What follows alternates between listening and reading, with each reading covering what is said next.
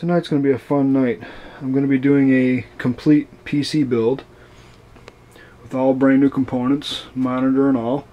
This is actually going to be a system for my dad, since he's been using an ancient laptop for the past 10 or 11 years. In fact, I think it's only got a Celeron 900 processor in it, and we decided it's time for an upgrade. He wanted to go to a desktop, so I put him together a good system to do everything he needs to do and be fairly future-proof. Going to be based on my favorite case at the moment, which is a Landcool K7. I use this on all of my builds, including my own computer that I use for daily use. I have a LED backlit LCD monitor made by LG. It's a 23-inch. So let's get this stuff unboxed and start putting it together. Here's the rest of the tasty goodies.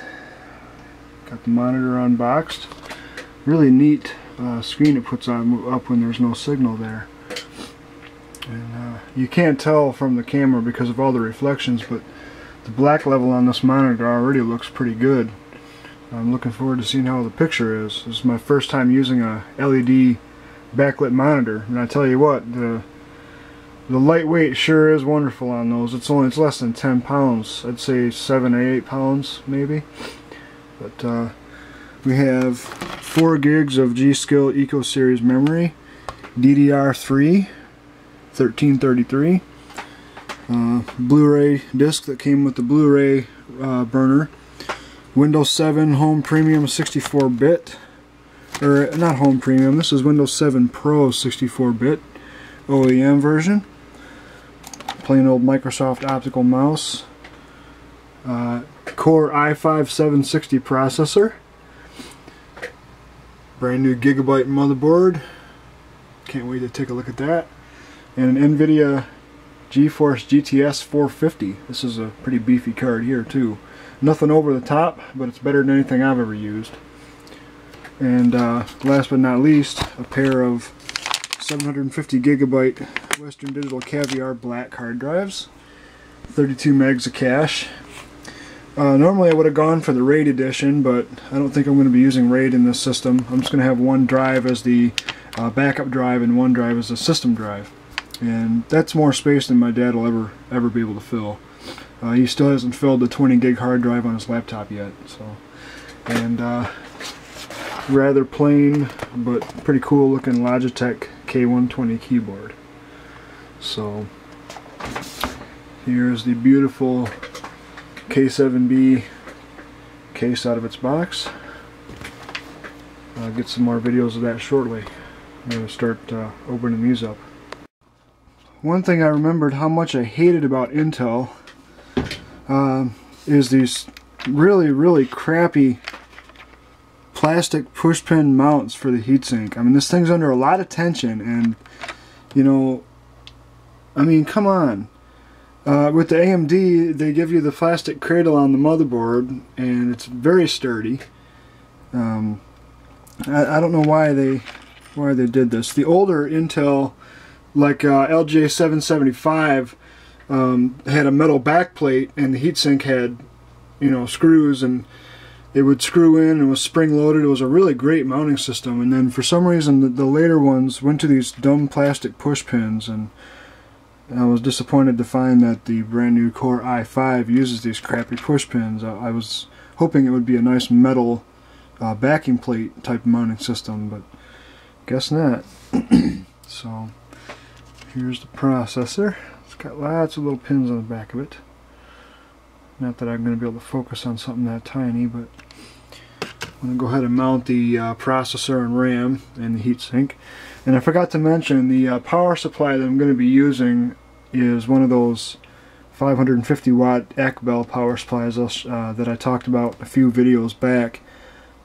I'll be showing that when I go to install it, but let me put all the components on this board before I mount it in the case. As usual, nice Gigabyte motherboard here with all solid capacitors and heat sinks on the switching transistors. Nice Northbridge heatsink and lots of SATA ports. Nicely labeled front panel connections. In fact, everything's very well labeled. 2 PCI Express slots, USB 3.0, which I don't think we'll be really using. That's those 2 blue ports on the back there.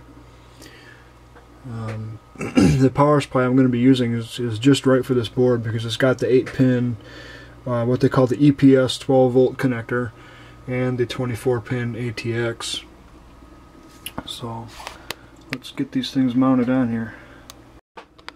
Another thing I have a hard time getting used to, although I do see the upside of it, is these LGA style sockets where the CPU pins are in the motherboard socket instead of on the chip. The upside is the chip doesn't have those fragile tiny pins to break off, and my favorite part is the fact that the chip is held in by this big metal bracket, so when you remove the heatsink, the heatsink grease won't be stuck to the chip and rip the chip out of the socket, possibly damaging the pins. The chip will stay put no matter how bad it's stuck to the heatsink. The downside is if you've got a motherboard mounted in a tight case, or you're planning on keeping your motherboard for a long time, and you accidentally slip and drop the CPU on the socket and so much as slightly bend one of those pins, your motherboard is ruined.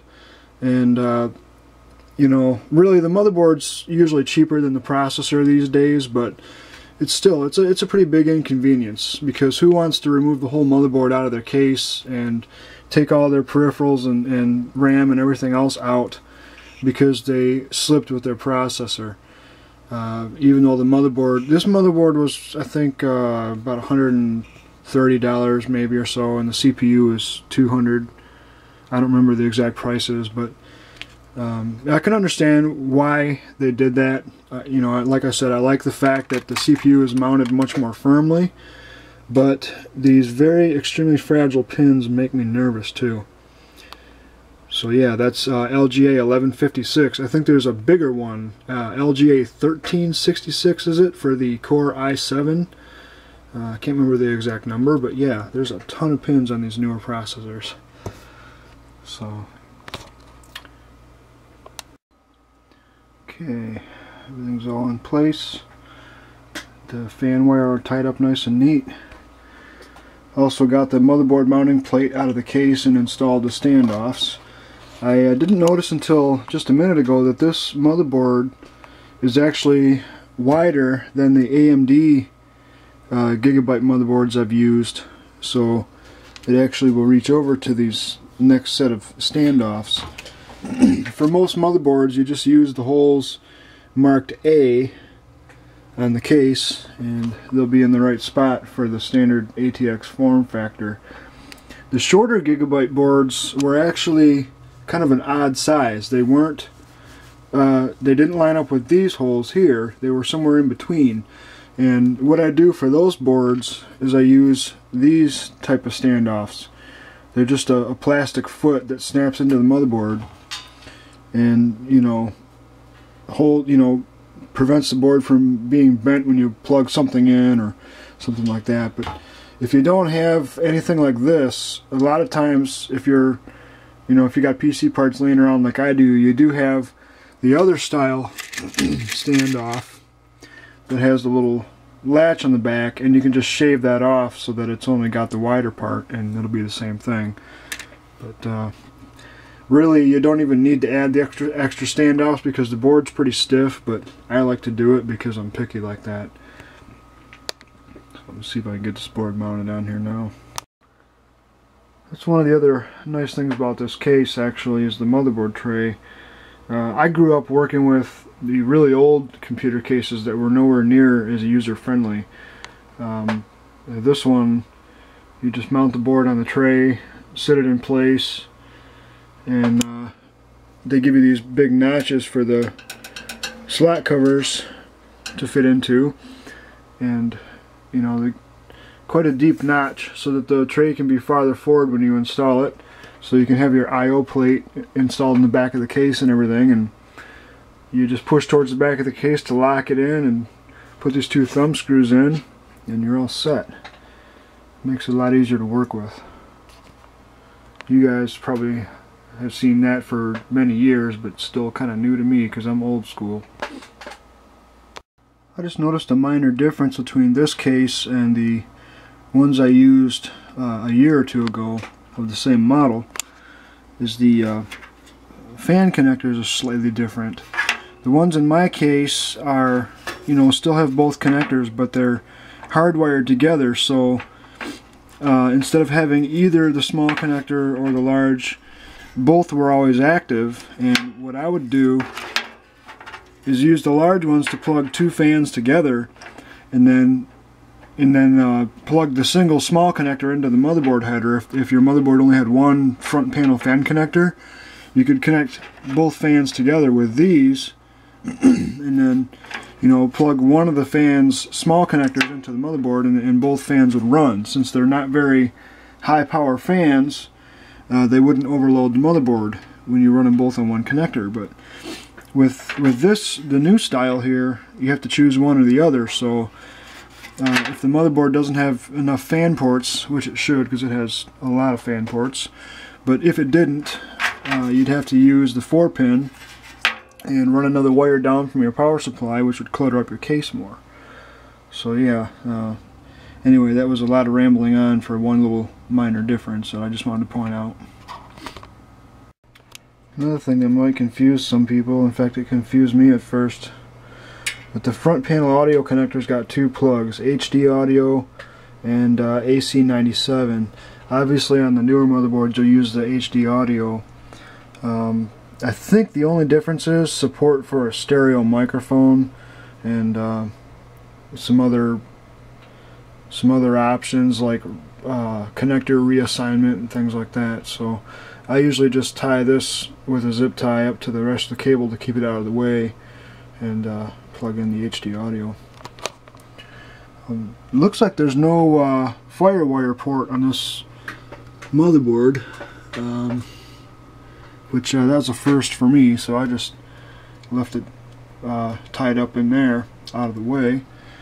I don't think my dad's going to need FireWire anyways, but I think that's the first time I've seen a newer motherboard that didn't have a header for FireWire, but it's got lots of USB. In fact, this is one of the early USB 3.0 motherboards.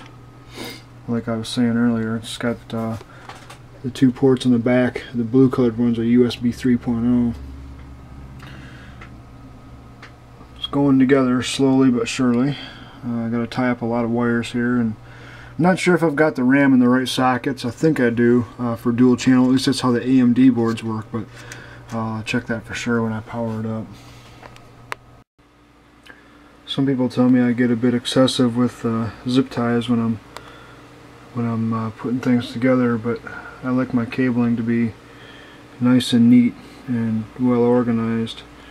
I wish the fan wires were longer so I could run them down along the other cables here, but unfortunately they weren't. I'm going to be installing the hard drives with the connectors facing the opposite direction of what I did my own computer, so this won't be an issue. Okay, some more progress on the wiring here. One thing I noticed, I was a little surprised actually, the color scheme on the front panel connector of the motherboard does not really match the wire colors for the case.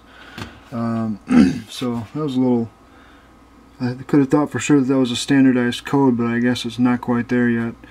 But anyway, as an old standard, most of you know that almost on almost every PC case, the colored wire is the positive and the white wire is the negative when you're working with LEDs. I think they've kept that standard for over 20 years. Got SATA cable run up to the Blu-ray drive. Everything's tied up the best as I can get it.